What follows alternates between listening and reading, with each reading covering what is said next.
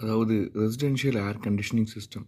Air conditioning system வந்து இதில் வந்து கொஷின்ஸ் என்னன்னு பார்த்தீங்கன்னா, அதாவது ஒரு நம்ம ஒர்க் பண்ணுற அதுக்கு ஒரு எக்ஸாம் இருக்குது. அதோடைய அட்டெண்ட் பண்ண சொல்ல இந்த மாதிரி கொஷின்ஸ் வரும்.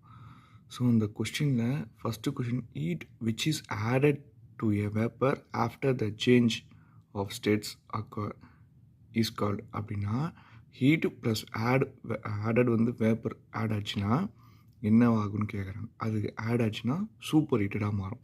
இதுதான் இதுக்கான ஆன்சர்.